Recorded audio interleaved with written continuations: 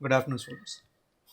Today we will continue with the second half of Group 16, and today we'll be able to conclude the Group 16 part. Now, last time what we have spoken was about the oxides of the elements over there, where we said if you talk across a period from left to right in the periodic table, the nature is the nature of basic oxides will decrease to amphoteric to acidic. So basic character decreases, acidic character increases. Today we will continue with this part and we will go to the next part. Now today are first the compounds what we have. Now with respect to the compounds to talk, let's talk over here. The first compound, ozone. We all know O3 molecule. Now, generally, O3 ozone, we have a blanket of ozone layer. This is clear, which protects the harmful UV radiations of the sun reaching the Earth's surface.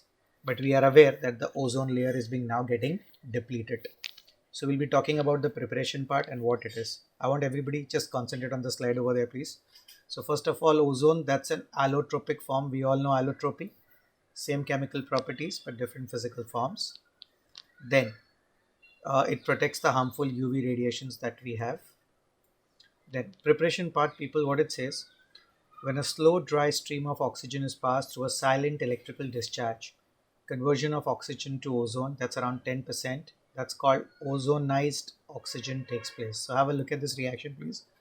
O2 gets converted to O3 and look at the delta H naught at room temperature. At room temperature, that delta H naught is positive. Now, positive delta H naught means what, people? It's an endothermic reaction. So, formation of ozone from oxygen is endothermic. All right. It necessary to use a silent discharge preparation deposit. Okay. Now it says if the concentration is greater than 10%, then a battery of ozonizer can be used and ozone can be condensed in a vessel. Now here there are certain properties to talk. That what exactly is ozone over there. It's a pale blue gas.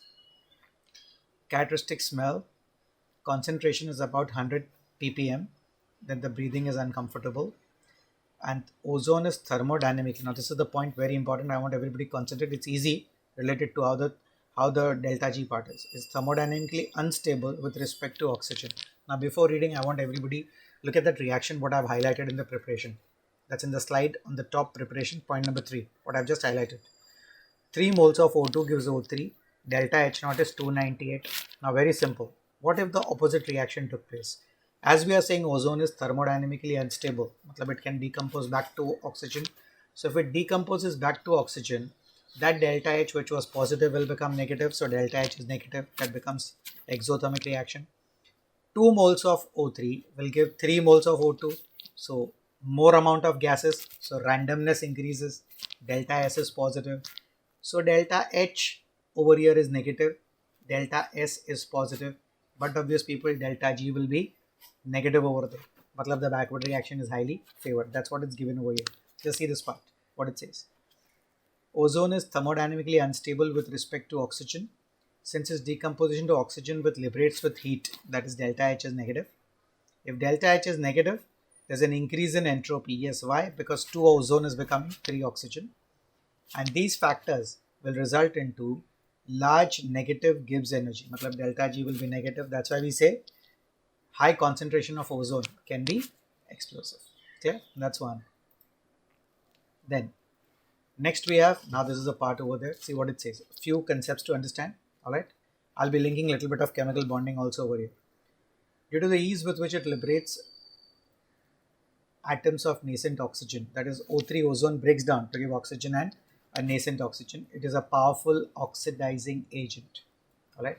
And it oxidizes. Now it oxidizes over there. So when it says it oxidizes lead sulfide to sulfate. So lead sulfide, sulfur is in -2 state. Lead sulfate, sulfur becomes +6. Same way iodide, iodine is -1. Here it becomes iodine. So -1 to 0. So it's oxidized. There's an increase in its oxidation number. And ozone reacts with excess of Ki, buffered with a borate buffer. Iodine is liberated, which is titrated against sodium thiosulfate. Sodium thiosulfate, Na2S2O3, and that's for estimating ozone gas. So for estimation of ozone gas, this is the line to understand that we have over there. Ozone is titrated with Ki in presence of a borate buffer. Borate basically the what I can call as boric acid and a salt of its strong base. So that's the borate buffer. The iodine is liberated, which is titrated with sodium thiosulfate, and that's to estimate ozone. Experiments have shown that nitrogen oxides, particularly nitric oxide, combines with ozone. Now, nitric oxide, people, if you remember in the group 15 part we discussed, thermodynamically the most stable form is nitric oxide, that's NO, because of the presence of unpaired electron, which gives it more stability due to the resonating structures. What it says, it combines with nitrogen oxides emitted from the exhaust of the supersonic jet planes, which depletes the ozone layer. So NO is basically one of the pollutants in the exhaust of the supersonic jet planes. That NO combines with ozone and it breaks down to form NO2 gas and O2 gas. So if the ozone is broken down, that depletes the blanket of the ozone layer. All right, that's one. And another reason for the depletion is basically the use of freons, which are used in aerosol sprays and refrigerants. Now, freons, the chlorofluorohydrocarbons, those are the freons. Like how we have CCl4, carbon tetrachloride. Same way, we have, suppose I replace one chlorine by one fluorine, CCl3F, that's called freon 11. CCl2F2, freon 12. CClF3, freon 13. CF4, freon 14, that way. So those fluorochlorohydrocarbons, they basically in the presence of UV light liberate nascent halogen atoms, and those halogen atoms nascent will combine with atmospheric oxygen, and that basically combines with the not oxygen, that combines those nascent halogen combines with ozone, and that helps in the depletion part. So the free radicals which are formed, that's what it says. Now people, important point, ozone structure. O3, so there's a double bond and a single bond. I have discussed in the oxides part too. Whenever oxygen forms, oxygen is atomic number 8, 2, 6. So there are 2 lone pairs and there are 2 unpaired electrons in its valence shell. So whenever oxygen forms 2 bonds, there will be 2 lone pairs, and whenever it forms a single bond, it will be 3 lone pairs. So that's what is the part. So we have 2 resonating structures, where here there's double bond, so 2 lone pairs, single bond means 6, and then the 1 lone pair from here will shift on this side. So if it shifts on this side, we will have this type of an arrangement over here. Got everybody? I'll just try to show you over here. All right, observe this. So I'll have like this. Out of the 2, 1 electron pair will go over here. So this becomes a double bond. And from this, people, what we are having over here, okay, this one will come over here like this. Okay, so the double will become a single and a single will become a double bond. That's the idea. Okay, that's it. And people, here if we talk now, let's understand few things first. If you recall nature of chemical bond, we have spoken about formal charge. Yeah, then a formal charge given by Lewis, where we said lower the formal charge on any atom, then we say that atom is more stable in that compound. And the formula for formal charge, VE, valence electrons minus any non-bonding electrons. So the number of electrons which make the lone pair. Like for example, 1 lone pair, so non-bonding electrons are 2. 2 lone pairs, so non-bonding electrons are 4.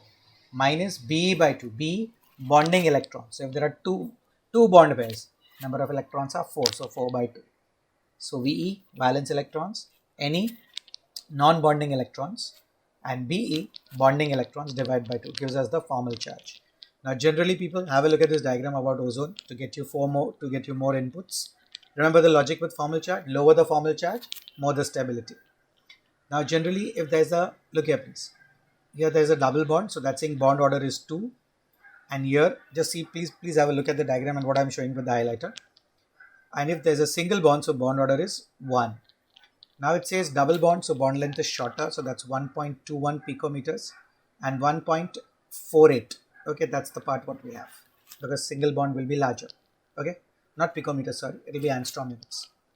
Now here what it says with respect to the resonance part, the bond order of both is 1.5. Now the question comes, how did the bond order come as 1.5? Very easy. Look at these two structures down.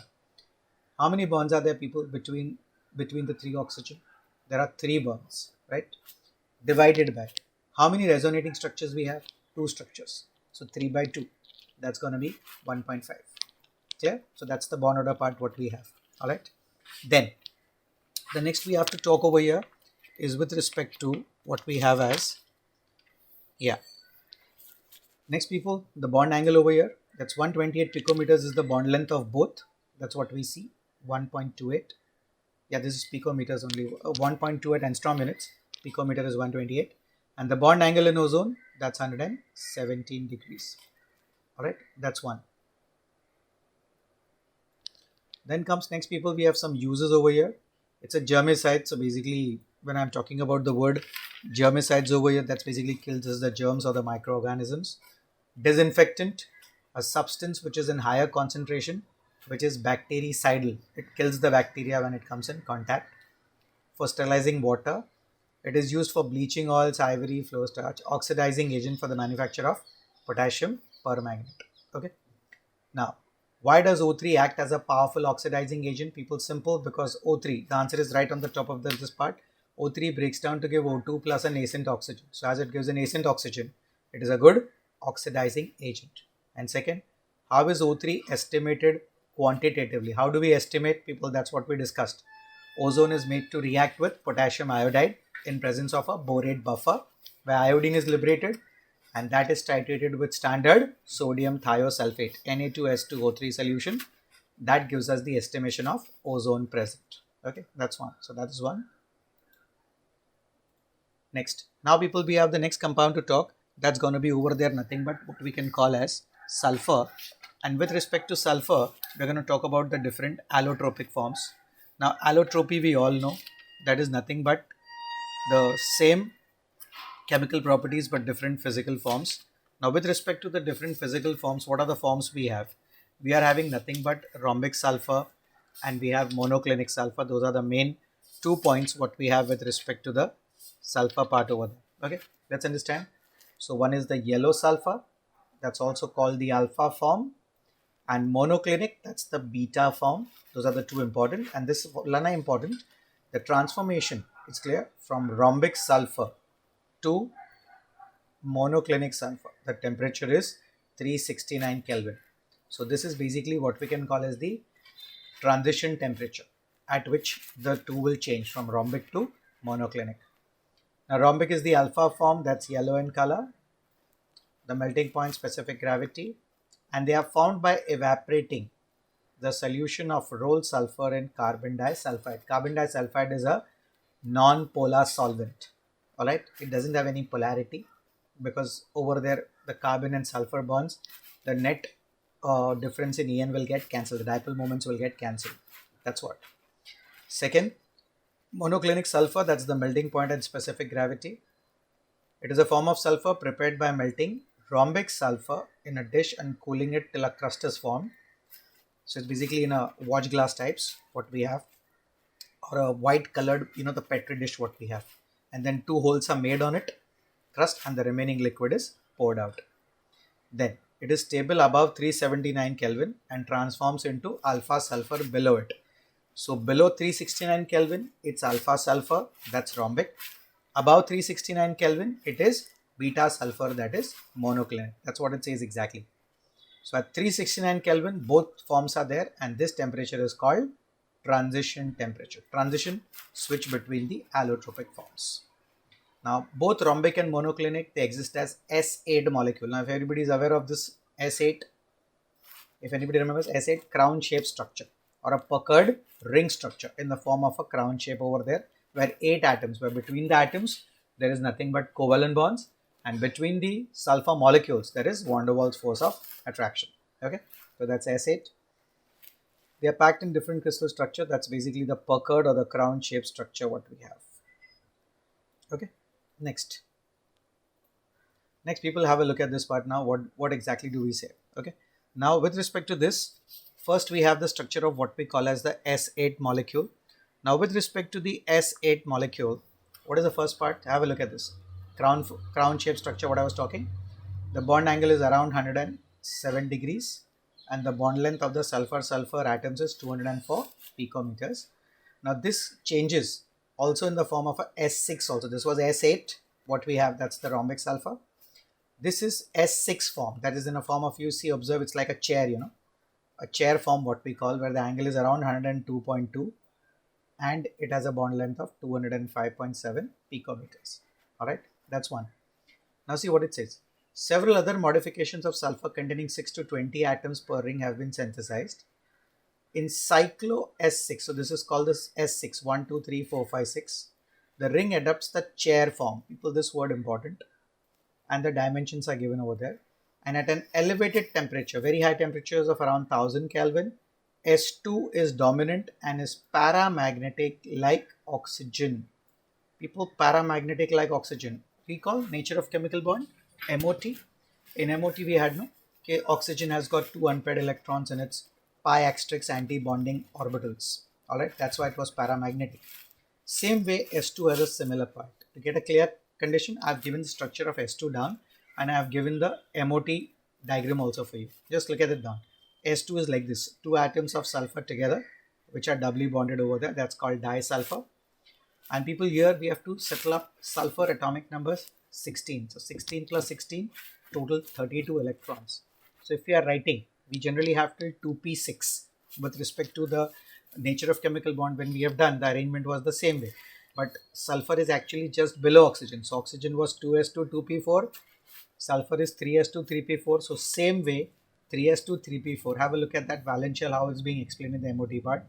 3s2, sulfur AO, that's the atomic orbitals of 2. So the 3s2, we have 2 electrons. So first 4 electrons, 2 going in the bonding and 2 going in anti-bonding. So 3s2 is done. So it is 3 sigma 3s2, sigma asterisk 3s2. Now comes 3p. So look at that, 3p is 3p4. So like Hund's rule, first 3 parallel, 1 anti-parallel. Same way on the other side. Now when they go here the bonding part, first it forms sigma. Alright, then it forms the pi, and then the 2 1 1 unpaired electron go in their anti-bonding, that is the pi asterisk 3px1 and pi asterisk 3py1 orbital. So due to the presence of 2 unpaired electrons, like oxygen, S2 molecule is also paramagnetic. It will be attracted in a weak magnetic field. Now look at that question. Which form of sulfur shows paramagnetic behavior? Now same way, just now what we discussed. Look at that. In the vapor phase, sulfur forms as S2 molecule, that's disulfur, 2 unpaired electrons in its anti-bonding pi asterisk orbital like oxygen, which explains paramagnetism. Everybody clear with the concept? So like O2, S2 also. So sulfur, basically, allotropic forms 3 are there. We have sulfur rhombic or monoclinic as S8. Then we have a cyclic form, that is the chair form, S6. And then we have at a high elevated temperature of 1000 Kelvin, S2, that is disulfur, which is nothing but over there S double bond S, which is paramagnetic, similar like oxygen. Okay. Next. Now, sulfur dioxide, people, is what we have to talk over here. Now, when I'm talking about sulfur dioxide, what is the logic with respect to sulfur dioxide? SO2 molecule. So first the preparation is there. So we'll talk about SO2 part. It is when sulfur is burnt with oxygen, it forms SO2. And it says it is also generated by the treatment of a sulfite with dilute. Sulfite, people, sulfite, SO3 2 minus. Sulfate is SO4 2 minus. So SO3 2 minus is sulfite. So sulfites with an acidic medium gives you SO2. And industrially, it is a byproduct of roasting of the sulfide ores. People, normally in extraction of metals, first we have the concentration of the ore where we have the froth flotation and all. Then normally sulfide ores undergo roasting. What is roasting? Heating the ore with excess of oxygen. Then it forms its oxide. That's what it says. FeS2. Alright. That is iron sulfide with oxygen gives you Fe2O3 and it gives you SO2.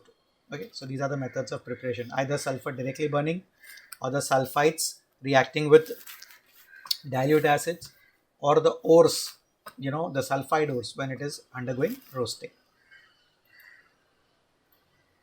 Now coming to its properties to talk, people, it's a colorless gas, soluble in water. Now soluble, now SO2, if you remember third row wise, sulfur, if I say third row element, sodium, magnesium, aluminium, silicon, phosphorus, sulfur. So sulfur, it's a non-metal, so non-metal will form acidic oxides. Acidic oxide, definition of acidic oxide, reacts with water to form an acid or will react with a base to give salted water. So SO2 plus water, H2SO3, sulfurous acid. Okay, or it reacts with the base to form salt and water. That's what it says. So first it forms H2SO3, sulfurous acid. That's we have. All right, two forms, like how we had phosphorus and phosphoric. Same way sulfurous and sulfuric. Sulfurous, if I am telling you over here, sulfur ka state, if you observe, what is the state of sulfur over here? -2 into 3, -6. 3 into 2, so -6, and this will be +2. Okay, so sulfur is in what state, people, over here? +4 state. And H2SO4, it will become +6 over there. That's the part what we have. Okay, now it combines with NaOH to form sodium sulfite, and that sulfite again reacts with SO2 to form sodium hydrogen sulfite. That's the part. So it reacts with water and alkali. So the definition, what I said, acidic oxide reacts with water to form an acid, or it reacts with a base to give salt and water. That's one. Then it says the behavior of sulfur is similar to carbon dioxide. Matlab acidic oxide, carbon dioxide plus water gives carbonic acid. Sulfur dioxide reacts with chlorine in presence of charcoal to give sulfuryl chloride, that's SO2Cl2, and it is oxidized by oxygen to vanadium pentoxide, that's in the +5 state. Remember, no, V2O5, contact process, oxidation of SO2 to SO3. Today only we'll be talking about SO2 getting oxidized to SO3. And SO2 is a good reducing agent. People, very well, right now what I said, with that only we got the answer. How? SO2, sulfur is in what state, people? Oxygen -2 into 2, -4, so sulfur is +4. +4 can be increased to +6. So in +4, it's a good reducing agent. So it itself will get oxidized and it will reduce other substance. So those are the reaction. What it says, it oxidizes sulfur from SO2 +4 to sulfate. Sulfur becomes +6, and reduces ferric +3 to ferrous, that will be +2. And it says SO2 also combines with permanganate. Permanganate, Mn is +7, highest, so it's an oxidizing agent, to Mn2+. So +7 becomes +2, and SO2 +4 gets oxidized to +6 over there. Okay, and the latter reaction, that is with permanganate, is used as a convenient test for the gas. So again, a MCQ or a point to remember, the convenient test for SO2 gas, reaction with potassium permanganate. The permanganate is reduced to Mn2+, and sulfate is and SO2 is oxidized to sulfate. That's one. Now people, coming to what we have as the structure over here. The structure what we see, this category. Yeah. Now we have the structure part over there with respect to SO2 molecule. Well, look at that. SO2 generally, what is the part? There is a double bond with oxygen. Please have a look at this slide, please. Just see what I'm showing with the marker over here. There's a double bond, people. So double bond means oxygen will have 2 lone pairs, and a single bond, over here there'll be 3 lone pairs. And then again the same concept, what I had explained with respect to the resonance part. What's going to happen, people, here? Here, out of this 6, 1 will come here. So if that one comes here, this becomes a double bond, and out of the double bond, 1 will move here. So if that one moves here, okay, like this, so this will become a single bond with 3. So that's what it oscillates. So there are 2 structures over there. All right, it says the SO2 molecule. So the SO2 molecule, if we are talking, then that's an angular shape what we have. Now this SO2, if I am talking over here with respect to the hybridized state part, what is the hybridized state, people? We can calculate now. H is equal to half V plus M minus C plus A. That's the formula. So sulfur will be sp2 hybridized. sp2 means the angle should have been 120, but the angle is around 119. Why? Because sulfur will have 1 lone pair. So there will be lone pair, bond pair, and bond pair repulsion. So this is basically the resonance hybrid, where we say it oscillates on both the sides. So the double bond part. Okay. Now with this double bond, people, between sulfur and oxygen, remember, one of the pi bond will be p pi, other one over there will be over there when you are talking about the double bond part, there will be a p pi d pi part. So that's the part what we have in SO2. That's one. So it's a resonance hybrid. Now if I ask a simple question, what will be the bond order of what I can call SO2 molecule? Anybody can tell me? Similar answer, what we just spoke with ozone. How many bonds? 3 bonds divided by the number of resonating structures. How many structures? 2. So 3 by 2. 1.5 is the bond order. And this is the resonating structures down what I have given. Same structures, but I've shown the charges. So it's a similar structures, but with the charges, where I've told you how to calculate the charge. Valence shell is all you see. Sulfur was over there, nothing but 16. So 2, 8, 6. So sulfur should have over there nothing but 6 electrons, and oxygen is 2, 6. So it should have 6 electrons. More than 6, matlab it is going to have a negative charge, and over there less will have a positive charge. That's how we try to put up. Okay. Uses people refining, bleaching, anti-chlor agent. People anti-chlor I have discussed to remove excess of chlorine. Then that substances are called anti-chlor substance. Disinfectant I told you, and preservative. Preservative mainly preservation of squashes. We get in the market all these what I can call fruit ke squashes मिलता है ना, raspberry squash or a lychee squash or whatever. We just add water and try to make a good fruit drink over there. So these squashes, when they are preserved or they are made, they are canned, there's a probability of air coming in. So the air will have microbes. So to prevent the microbial action, we pass sulfur dioxide gas over there. So that kills all the microbes in the air. So the keeping time of that squashes is longer. That's the preservative. We'll be doing this in chemistry in everyday life part. Okay. And sulfuric acid, hydrogen sulfide, calcium hydrogen sulfide, yeah. And it says liquid SO2. Okay. Now, what is the part over there to understand? What happens when SO2 is reacted in aqueous solution of ferric? People, we just did on the place. SO2 will get oxidized to sulfate, and it will reduce ferric 3 to ferrous 2 plus. Then it says comment on the nature of the two SO bonds formed in SO2 molecule. Are the two SO2 bonds are of equal bonds over there? What will you say? Yes, people, they will be of equal bond length. That's 1.43 what we have. All right, angstrom units. That's due to resonance part. Okay, that's one. Then the next part over there, what is the presence of SO2 detected? People, presence of SO2 detected is with what? That's with potassium dichromate. Okay, potassium dichromate, when you react with H2SO4 and SO2, what will happen? SO2 will get oxidized to chromium sulfate. Matlab SO2 plus 4 becomes plus 6. Okay, and potassium dichromate will get reduced to chromium sulfate. So just pen down this. How is the presence of SO2 detected? Please put down the reaction I'm telling you. K2Cr2O7 plus H2SO4 plus 3 moles of SO2 gives K2SO4 plus Cr2SO4 thrice plus H2O. Now on both the sides, put the colors. K2Cr2O7, we all know orange color, and product में chromium sulfate, that's a green color. So that's the test what we have for SO2. Okay, that's one.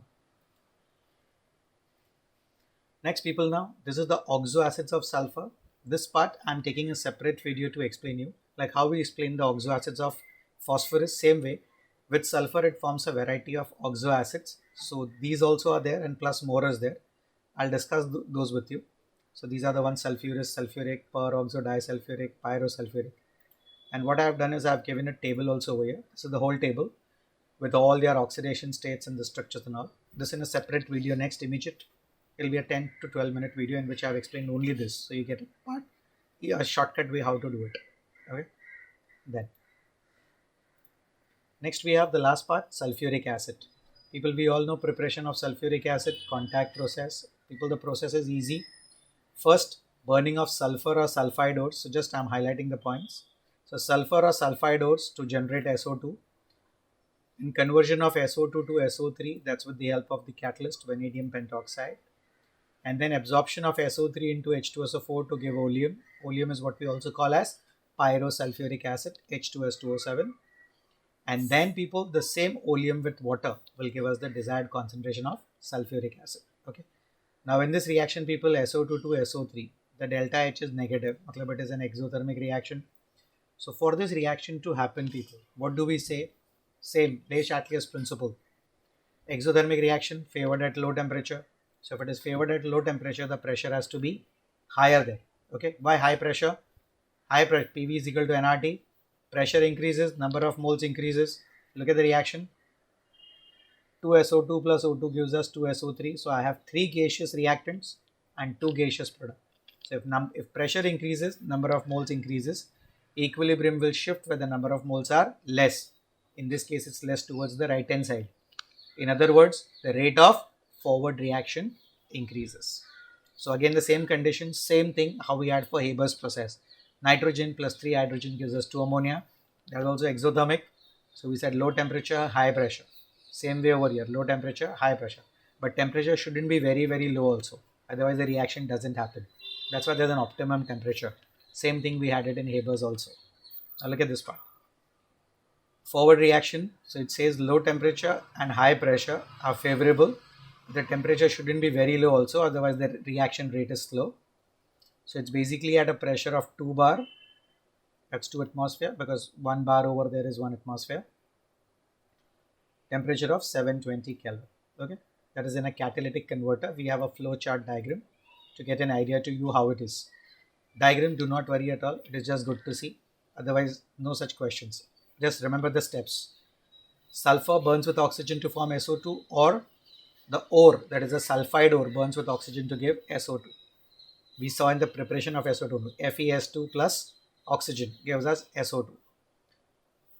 This is step 1. Step 2, SO2 to SO3 oxidation with the help of V2O5.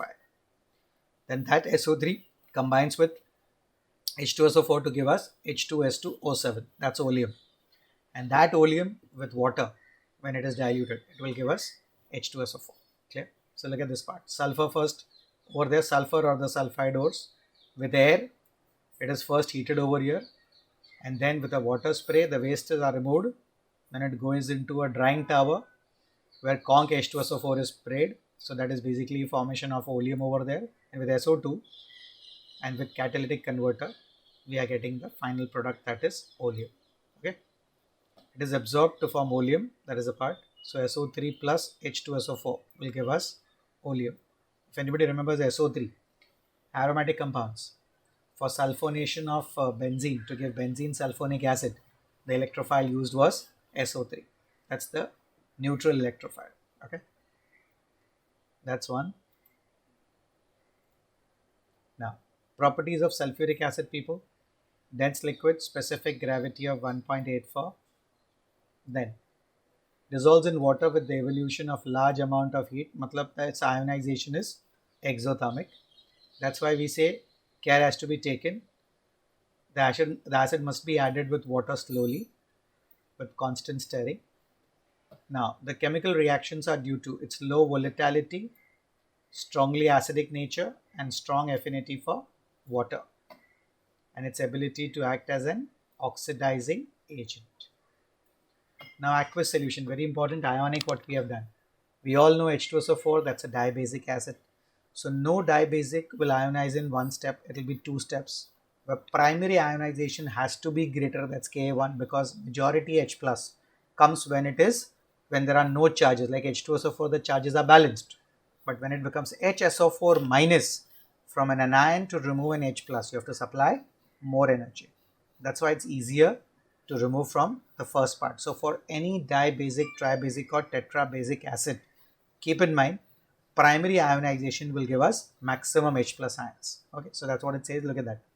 H2SO4 with water forms H3O plus, that's H plus actually, and gives HSO4 minus. So the K1 is very, very large, greater than 10. And secondary, now it's a negatively charged ion. So from that to remove H plus, there will be strong force of attraction. So you have to overcome that attraction. So then to give H plus, that's H3O plus. The Ka2 is very, very low. Look at that. Where we have a value of greater than 10 and where we have a value of 10 raised to minus 2. Okay. And remember H3O plus is H plus. So it says, look at that. That's what is rightly said. The large value of K1 means the H2SO4 is largely dissociated into H plus and HSO4. And greater the K, stronger the acids. And normally it says the acid forms 2 series of salts. One is the normal sulfate, that's sodium sulfate and all. And it forms acid sulfates, that is sodium hydrogen sulfate and potassium hydrogen sulfate and all. So sulfates and hydrogen sulfate. Then we have certain properties with respect to it. It reacts with any of the metal halide and it gets converted into its metal sulfate. Okay, so it's a good strong dehydrating agent also. So where M is the metal, so it forms its metal sulfate on reacting with metal halide. And deadding agent, it absorbs water over there. It removes water. That is evident by the charring action. What exactly is the meaning of this word that's called the charring action? Charring action means what you do, you remove hydrogen and oxygen from a particular compound. So what's left behind is nothing but a black mass of carbon which is left. That process is called charring. So C12H2211, this is a disaccharide. Okay.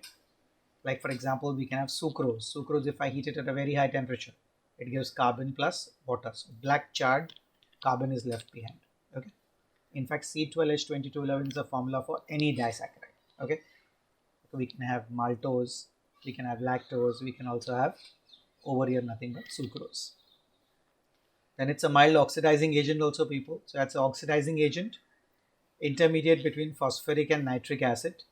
Metals and non-metals are oxidized, while sulfuric acid is reduced to SO2. So look at that. Copper is oxidized to copper sulfate, and sulfuric acid. People, in sulfuric acid, it's the highest oxidation state. Sulfur is +6. We always know. Higher oxidation state, the compounds are good oxidizing agents. So they will always undergo reduction. So sulfuric acid becomes sulfur dioxide. So +6 becomes +4. Same way here with H2SO4 combining with sulfur, where sulfur is oxidized to SO2 over here, and H2SO4 is reduced to SO2. And same way with carbon to CO2. Uses, people, yeah, mainly sulfuric acid is used in the manufacture of fertilizers like ammonium sulfate and superphosphate. Superphosphate is basically again a fertilizer over there, where superphosphates are fertilizers which contains a large percentage of phosphates over there. That's why they are called as superphosphates. Then petroleum refinery, pigments, dye stuff, detergents, metallurgical. Then cleansing metals before enameling. Please make a note of this, people. Cleaning the metals before enameling. What exactly is enameling over there? Please write there. Fusion of a thin layer of glass. Fusion of a thin layer of glass to a metal object. To a metal object to prevent corrosion. To prevent the metal from getting corroded there. For that it is used. Electroplating, we know, like for example, gold plated on silver. Galvanizing, coating of zinc on iron to prevent iron from getting rusted. Storage batteries and manufacture of nitrocellulose product. People, nitrocellulose, anybody's heard? Anyone? Okay, please specify. Nitrocellulose, we also call it as gun cotton. It is used as a mild explosive in rockets. Gun cotton, that's the trade name for it. Okay, I think we are done with this. I am sure. Yeah. Okay, we have some questions to discuss over here. Mention what happens when Kong sulfuric acid is added over there. As rightly it says, Kong sulfuric acid is added to calcium fluoride. So calcium fluoride with H2SO4, H2SO4 will get reduced to HF, hydrofluoric acid over here, and calcium fluoride will get changed to calcium sulfate. Then second is SO3 is passed with water, SO3 with water, SO2 with water was H2SO3, SO3 with water is H2SO4. That's sulfuric acid. And it says mention 3 areas in which H2SO4 plays an important role. People, the uses, what we just said. One is manufacture of fertilizers. Second is manufacture of pigments, as well as in the, what I can call as a, we just now spoke, no, that nitrocellulose preparation also is there. That's the one. Then the conditions to maximize the yield of H2SO4 by contact process. People, Le-Chat's principle, low temperature and high pressure. Okay, so these are the two conditions what we need to do it, but the temperature shouldn't be that low also. And the last one, why is K2 way less as compared to K1 for H2SO4? I just answered. Primary ionization, there is no charge, so removal of H plus is faster or easier. Okay, that's why if it ionizes more, the Ka1 is greater. But in the second part, so H2SO4 as such, the charges are balanced. So if I remove H plus, it's easy. But in the second case, it becomes HSO4 minus. Now from a negatively charged ion, to remove a positive, I have to supply more energy. So not only for H2SO4, if the same question goes with H3PO4, orthophosphoric acid, tribasic acid, the most common acid. There also primary ionization, we will say the Ka1 will be maximum because the charges are balanced So from a neutral molecule, whenever you remove H plus, then its extent of ionization is maximum. All right. I'll be sending a video with respect to a 5 to 10 minute with respect to memorizing the oxy acids of sulfur, alkydes, and for nitrogen as well as for phosphorus. All right. With this, group 16 is done, people. Next, we'll be starting with group 17. All right. Okay. Thank you.